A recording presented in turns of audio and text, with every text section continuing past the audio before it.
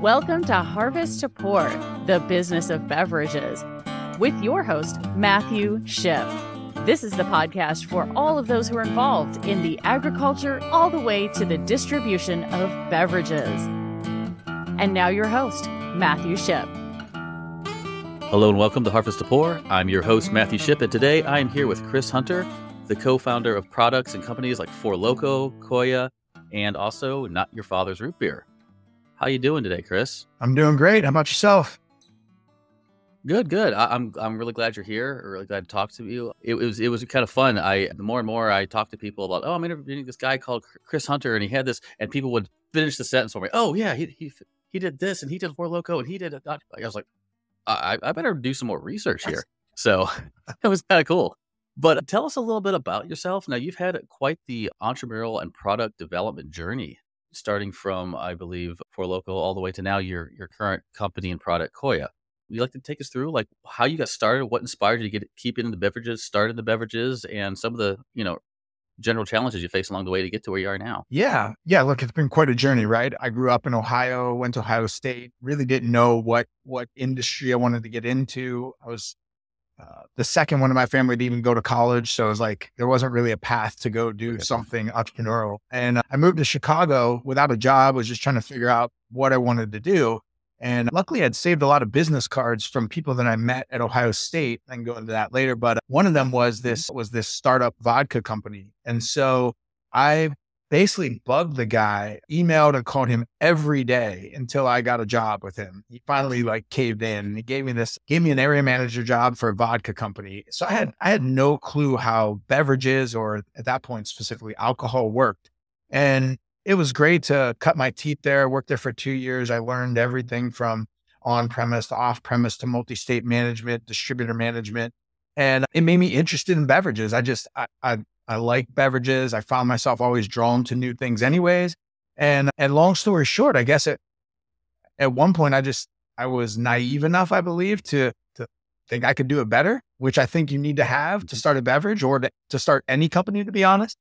And so I just looked at an opportunity with caffeine and alcohol and called my two buddies that were friends from college. They were in different states. And I was like, hey, here's an idea I have. What do you guys think? And both of them said, yeah, they were in. And we started the company, Fusion Projects. And our first product was not Four Loko, as people know it today. It was called Four. It was the same concept, caffeine and alcohol, but we put it out into the market. We learned a lot of lessons. We evolved that into a brand called Four Max, which had a little bit higher alcohol. And then ultimately, I'll say 3 years in, we evolved it to Four Loko, and Four Loko just immediately took off. So that's what got me into the beverage industry.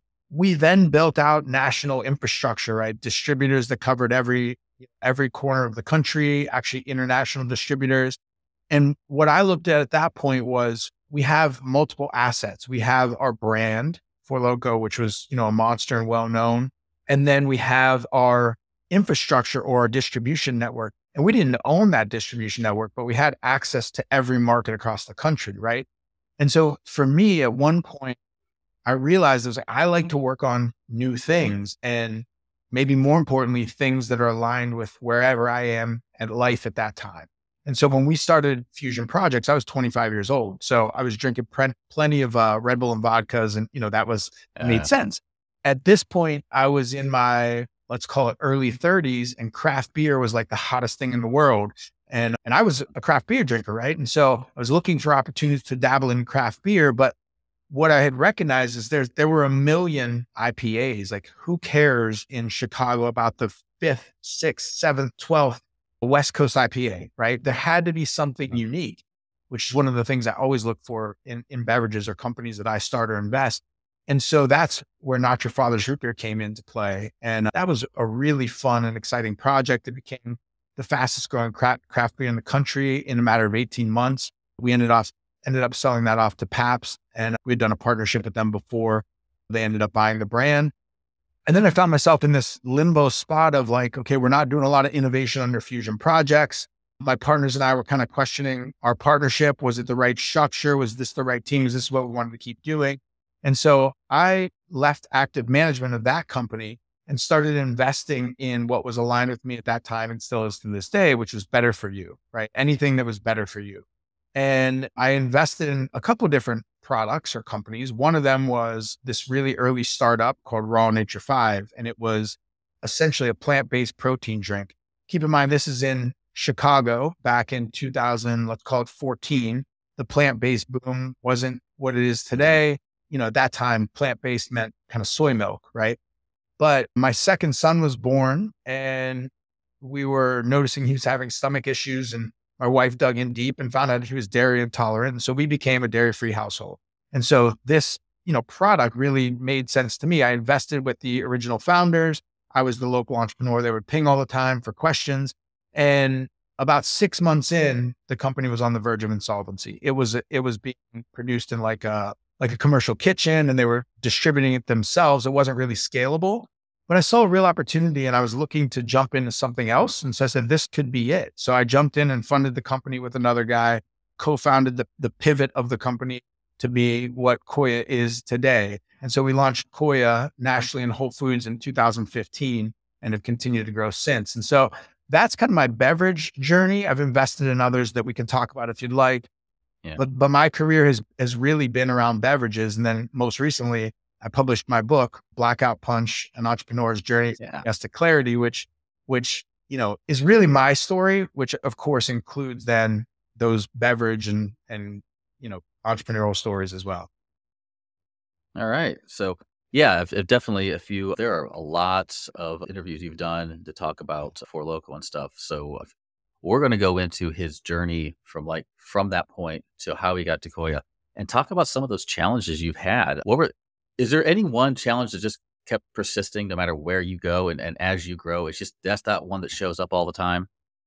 I think the reality of being an entrepreneur and maybe of the beverage industry as well is that there are always issues, and those issues may rotate, right? So if I think about Koia, I can say that the first major issue that stands out is we had to formulate the product in a way that the FDA was comfortable with. And so what I mean by that is it's a low acid product.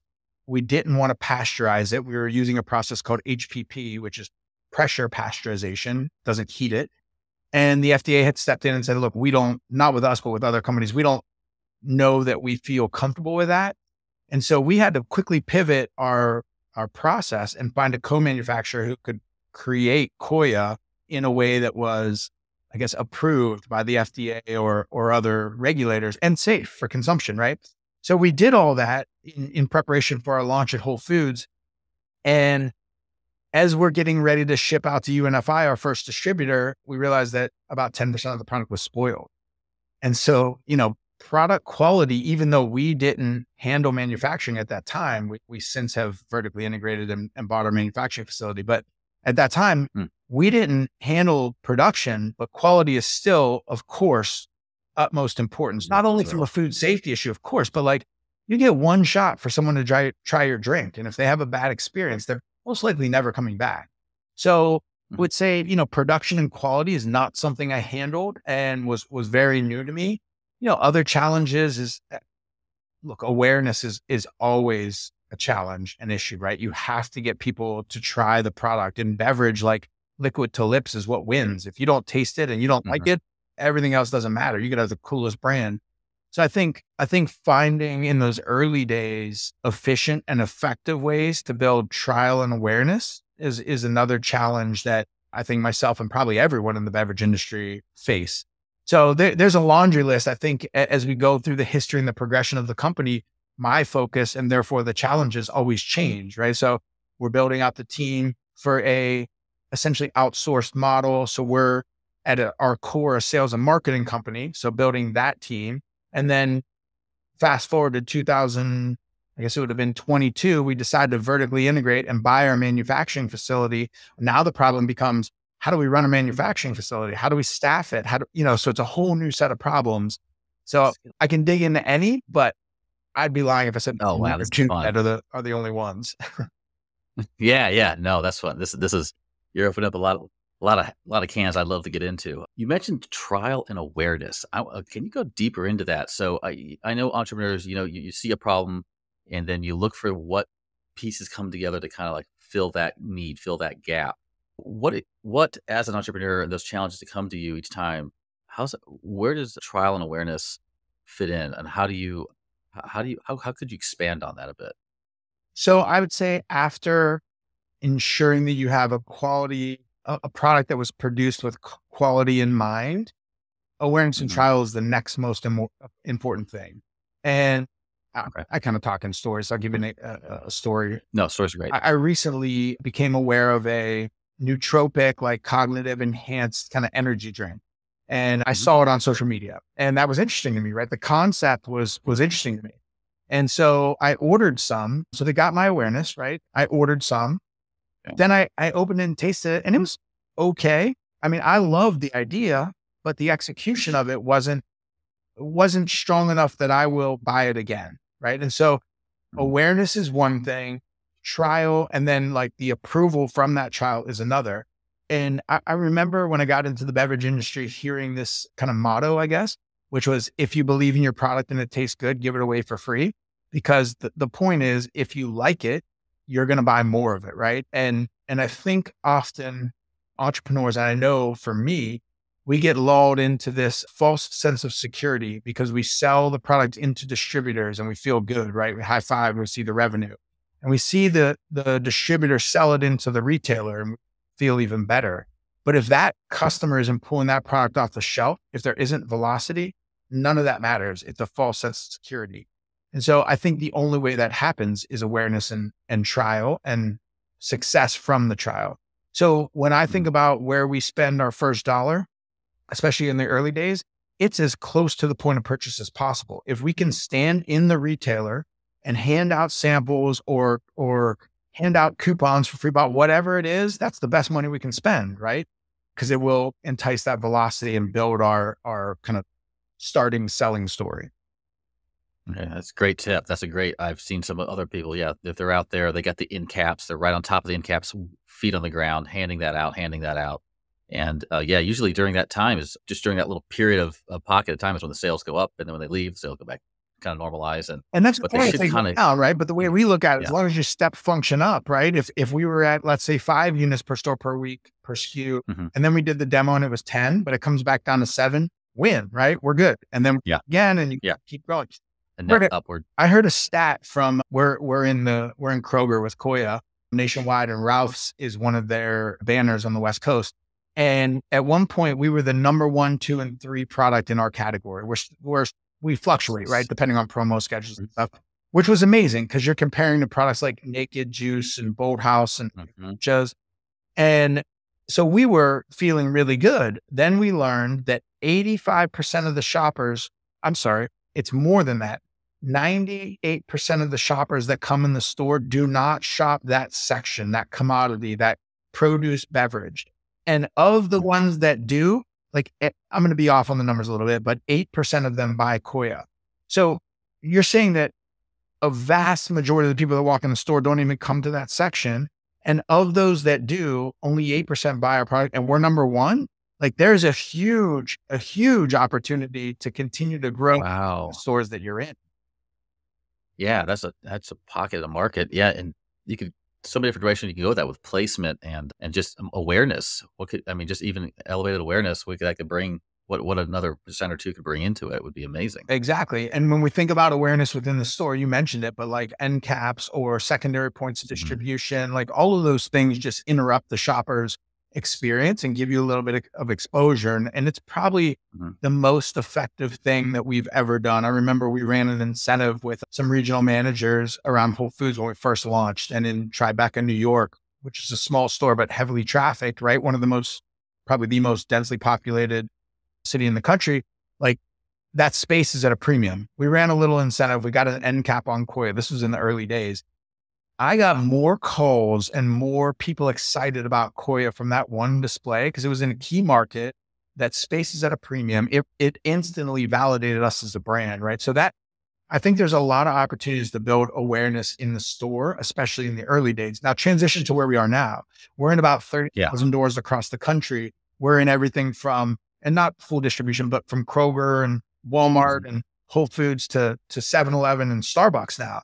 And so now we're at a place where we're saying, okay, it's widely available. And yes, we'll still do those things that drive awareness and trial at the store. But now we can elevate up and say, hey, how do we do broader awareness campaigns? How do we get, reach more people? And we haven't gotten to traditional media like TV yet, but we've started to use more digital, social, connected TV, things like that.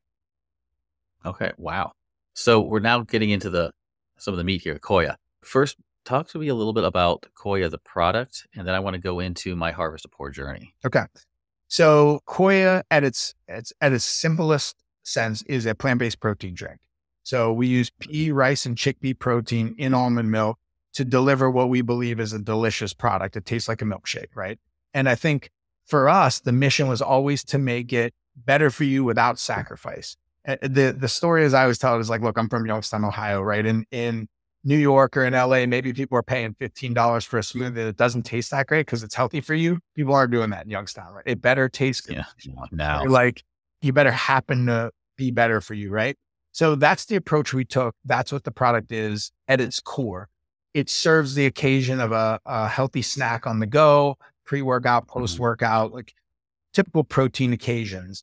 And we have an assortment of flavors. That's what we try to win on, which is flavor first and flavor offerings and options. Okay. And now Koia is under, what was the company name? Raw Nature 5. Raw Nature 5. So I'm going to ask you to take us through your Harvest to Pour journey of this particular product. And when I talk about Harvest to Pour, I'm talking about how you're sourcing your raw materials, which is really great. You started on that. How you make it stand out unique. What does it make it unique to yours versus all the other juices and pressed healthy drinks? And then to pour, we've talked a little bit about the end cap, the marketing, and just go into that a little more of where you're going with it now. You've created momentum from your past products and a lot of knowledge to that. So you don't have to you truncate, I'm guessing, the amount of on the floor, those demo pieces we talked about earlier. So let's go step back to the harvest. So where do you source your materials, and that helps, make your product what it is? Look, it's easier now than ever to start a beverage company. There are flavor houses and formulators. There's an abundance of them, right? And for money, you can get them to create whatever you want. There are also more co-packers than ever, right? So where maybe in the past you had to figure out how to make the product, all the technical aspects of it, and then even produce it. You don't need to do any of that. You just need to find people who do it. The reason I started with that is those people are also really valuable. We have an in-house VP of innovation who's developed over 2,000 beverages. She worked for a formulator that developed beverages for Pepsi and, every other company under the sun. And so she came in with wealth of knowledge and a breadth of experience of the ingredient suppliers and our options, right? So we're always talking to our ingredient suppliers, not only about what we're using, trying to understand if it's the best option, because there's obviously technological advancements, especially in protein, right, that are happening all the time, but also the sourcing, the risk of it. Like, I'll give you an example. Just recently, there was an anti-dumping act passed that stopped China from shipping in pea protein at under their cost. Well, if you were buying your pea protein from China, you'd want to know what your American, options were. So fortunately, we were already working with an American supplier, but it's really important for us to have those relationships and be in constant contact with them from an ingredient perspective. So that would be the harvest part. The second part was the pour. So now you have your ingredients, you know where you're getting them, you know why they're good. Now you're putting it together to make this product uniquely yours. Now, in an area of health drinks, there's a lot of different drinks. What makes yours stand apart? Yeah, so I think a unique proposition, you have to have something to talk about, right? So like, those early retail meetings, if you go retail, are really just somebody believing in your story, that you don't have data to support that it's going to sell. They have to buy into your passion, and you have to have something to talk about. And so for us, the idea of plant protein, the fact that it actually tastes good and that there's a growing market of like dairy alternatives was kind of what we focused on in our presentation. I think the biggest opportunity to stand out though is your label, right? Your packaging is really important. We worked with a great branding house out of Austin. They're called Interact, and they helped develop the brand and the look, because that's what you get, seconds on. You need to be able to stand out in that sea of sameness on the shelf. And if I go back and think about it, maybe it's a better example. When we launched Not Your Father's Root Beer, everything in the craft beer aisle looked like cartoonish, colorful. It was unique to what beer used to be. So we went the opposite. We went almost black and white on craft paper with antique Charlie Chaplin looking characters. And so that made it stand out, right? So finding a way to stand out on that shelf through your packaging and creation, I think is the most important thing to being successful in those early days. There are things to watch out for, right? So when we first launched Four, we tried to do that. We said, we'll stand out. We're going to go with this white can and this red lettering, and it looked a little bit medicinal. And then we learned that in a cooler, white kind of sinks back and you don't really pop off in any way, right? So yeah, we were different. We were different in the way that we just got missed. So well camouflaged. That's right. Exactly. In a cooler. So okay. So with Koia, how that looks for us is we believe that people want to see what they're drinking. So transparency is not only a key component of our company, but it's also a key component of our packaging. So you'll see there's transparent packaging. You can see the liquid. We colors stand out. They help delineate flavors. They also help you stand out on the shelf. So we use very identifiable, color patterns. And then we focus on our top and most important selling points on the front of the package. So for us, that's protein content and that's low sugar, right? So you'll see on our package, 18 grams of protein, 4 grams of sugar, or one of the front panel call outs. Okay. And then finally, the pour is just, you start talking about the branding a bit and how that kind of helps push your product and give it its own story, even though you don't have any proof.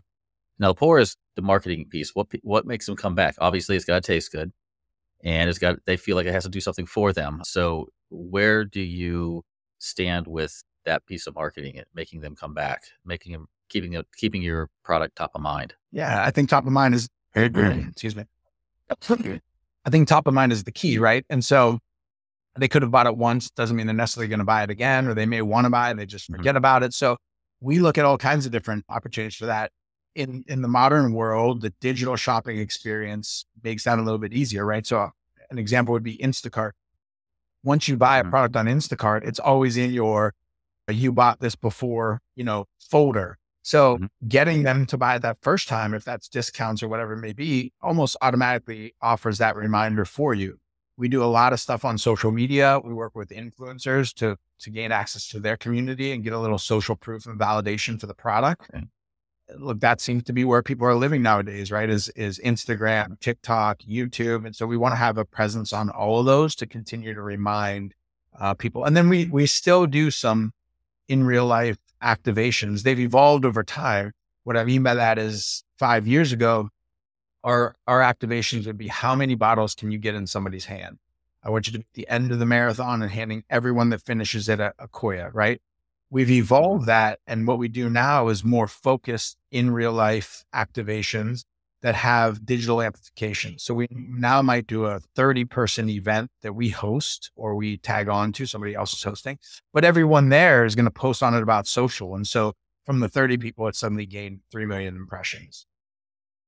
Oh, wow. Okay. And you just also mentioned, so you're setting a lot of these goals. So just to end cap this, how do you go about setting goals for your product, for your company, and how far out do you tend to set your goals? Look, for me, it gets really difficult to project past a year or two. You're kind of guessing. The more you get, the better you can project out. We do a conservative bottoms up roll forward. So what we do is we take all of the retailers that we're in, the velocities that we have, everything that's known, right? Retailer X may be adding an item this year. We're going to make some velocity assumptions. And that's our bottoms up build. And that's kind of what we consider like already baked, right? Of course, things can. And then we layer on what we think could happen. We could be pitching Costco and getting a rotation there. We'll weight that. We could be expecting expansion in Walmart. We'll weight that. We could be launching on Amazon, right? And that'll provide that number, that gap. And that's the work. That's the work for our team is here's what's known or we feel is known, what we think is possible. How do we focus our efforts to fill that gap? Okay. That really well aligns with when I run some of my clients through is I only take them 12 to 24 months out. And this is actually a nice validation for a business your size still only looks that far. And that's where I usually push back on people when they're looking for that 5 year. I'm like, no, you're going to be able to pivot and a lot of things are going to change in 5 years. There's no way. So let's do, and then you're saying your bottom up build is, I call it my keystone. I help them kind of develop a purpose statement. Like, hey, what is your purpose statement now for the next 12, 24 months? And then you mentioned what could happen. I call those my risks. What are the things that could stop you from reaching that? Yep. Then you start running all your ideas and all your plans through that, kind of like a filter. And that's where you start getting at to what are the key goals we need to work on in the next, quarter, 1, 2, 3, 4, and so forth. You start building that roadmap out. Yeah. So I like that. Wrong. We have investors that and we ourselves push ourselves to go further out with our projections, but just with the knowledge that the further out you are, the less reality based it is, right? And we try to put big buckets there. Like as an example, we haven't had a e-com offering for Koia. It's a refrigerated perishable beverage. So we have focused on retail distribution. And we did dabble in e-com around COVID, right? Because everyone was focused on different delivery options like Instacart. But we ourselves have never had a presence on Amazon. Well, this year, we will evolve the brand to address a much larger TAM, total addressable market in the protein space. And we'll launch a shelf-stable version of Koia in a Tetra Pak on Amazon only. And so, 3 years ago, did we know it was going to happen this year? No. Did we know it would happen at some point? Yeah. Right. So that's kind of how that's really exciting. Thought about playing. Yeah. It's really exciting for us. I mean, look, as we looked at the brand, the refrigerated and the category, refrigerated back up. Protein beverages are the fastest growing category in beverage right now. But refrigerated protein is flat. Fortunately, we're growing, so we're excited about that. That means all the growth is coming from shelf-stable protein beverages. And so now is the time for us to enter that market. So we're entering in a couple ways. We're entering it with our Tetra Pak version of the existing Koia. It has a little bit more protein. It's fortified with vitamins and minerals. Shortly after that, we'll launch a kids line for our Koia extension that'll focus on, look, I have 3 kids in my house, right? They drink Koia all the time, but I find half bottles around the house all the time. The protein for kids a lot, right? So we'll 8-ounce Tetra Pak version for that. And then we'll look at over the coming years, what other form factors can it take, right? Protein takes form factor in powders and bars and other things like that. Yeah.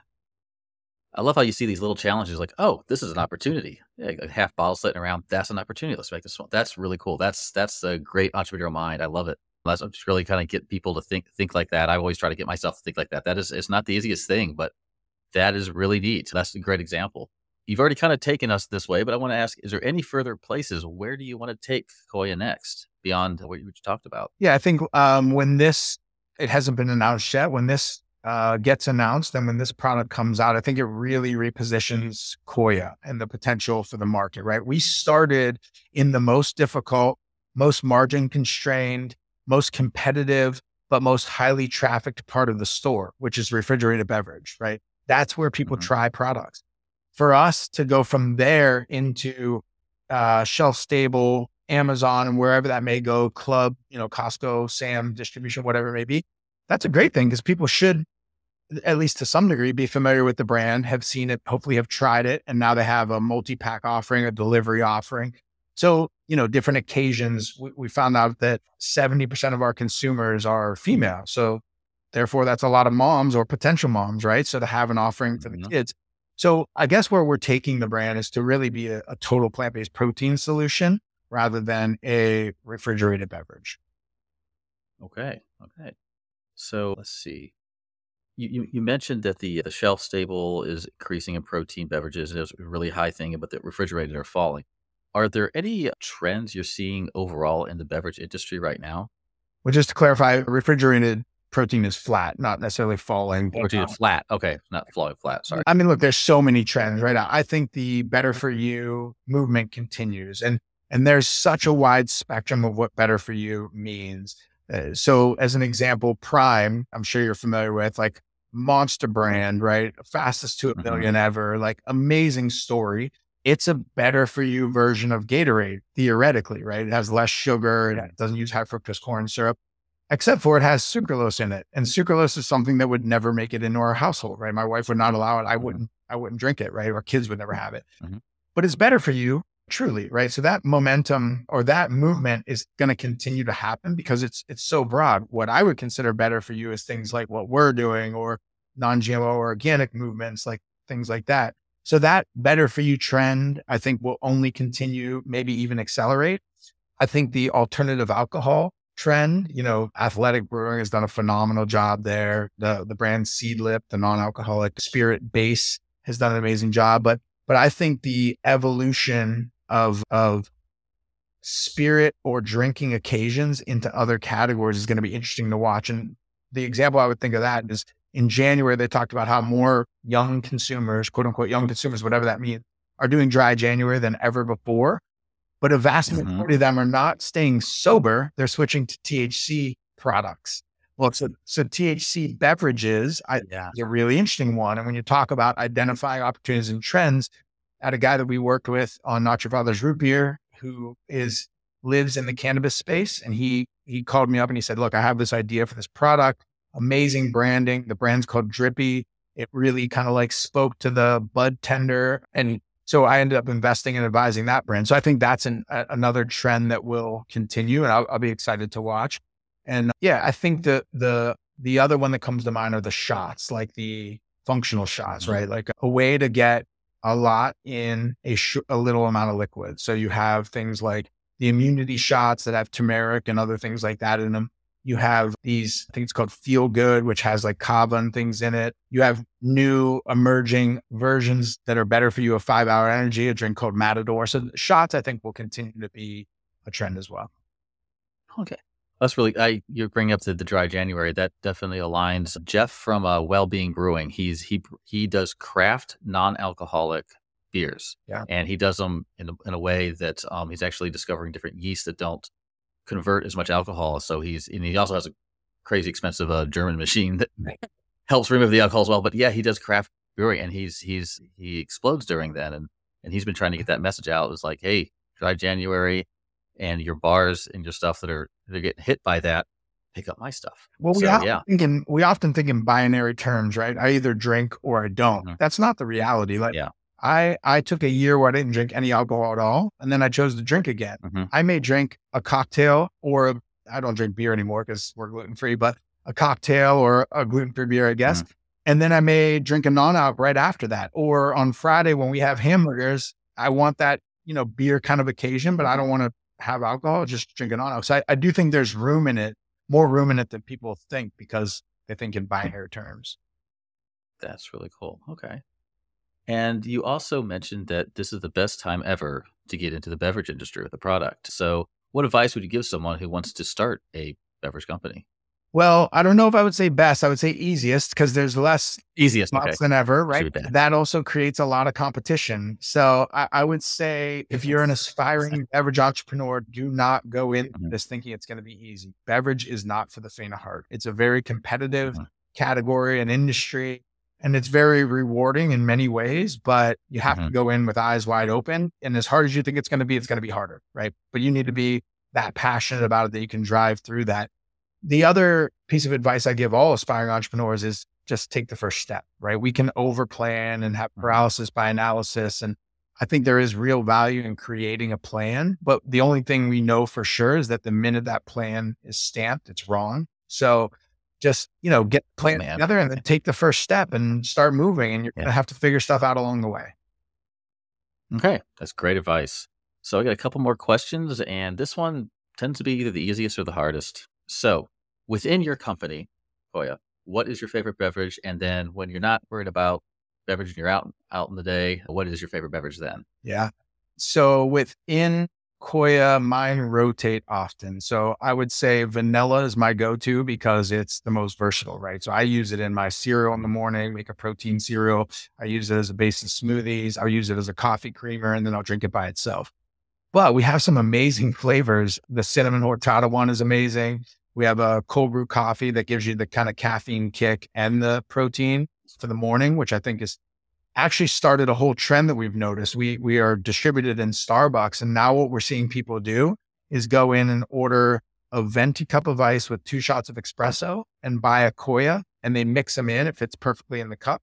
And they have a protein coffee that is like their breakfast on the go. So between those three, if you ask me next week, it'll probably be something different, but I love all our flavors.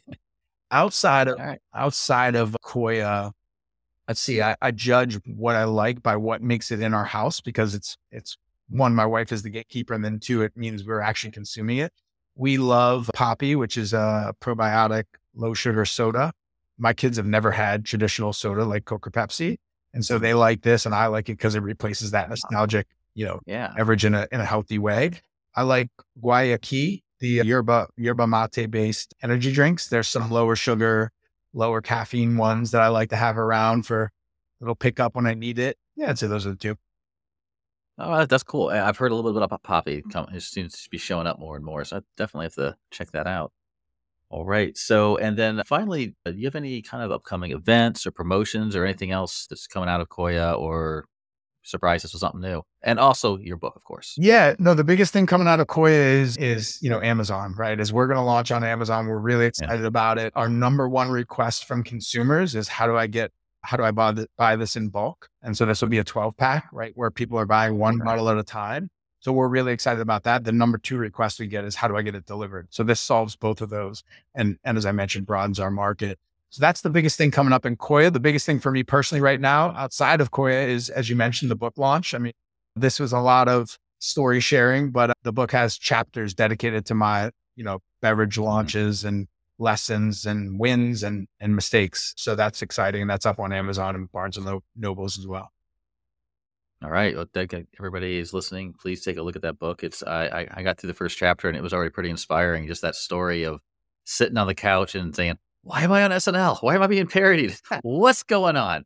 That was cool. That was a great story. I really enjoyed that. Thank you. But yeah, just thanks for taking us through this journey of just I like this transition into this better for you beverages, and you really cut your teeth on some crazy stuff early on, but that really set you up for taking this better for you beverage concept and even being able to adopt maybe a struggling company, investing into it and turning it into what it is now. And then, I really enjoyed that entrepreneurial piece of seeing that gap and finding ways to fill it, or even when you're not even looking for the gap and you're just like, oh, look at that. That's cool. Maybe we could do something with that. And then being okay with, we didn't talk much about it, but you really hinted at it, being okay to fail and really learning from that and move and just keep on going. Yeah. I mean, look, ideas are a dime a dozen. Everyone has them, but executing them is the key. And we have iterated and innovated a lot within Koia to test the boundaries of the brand. And even when they quote unquote failed, they worked. And what I mean by that is we launched a low sugar smoothie brand. We got it on shelf.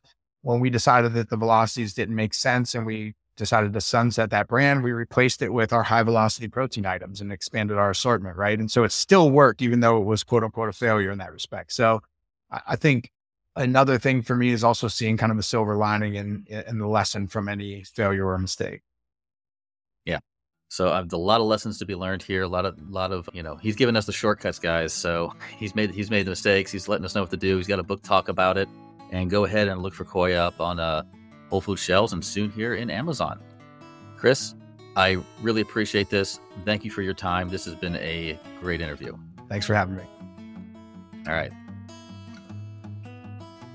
Thank you for listening to Harvest to Pour, the business of beverages with Matthew Shipp. Check the show notes for our guest contact information and connect with Matthew Shipp on LinkedIn today.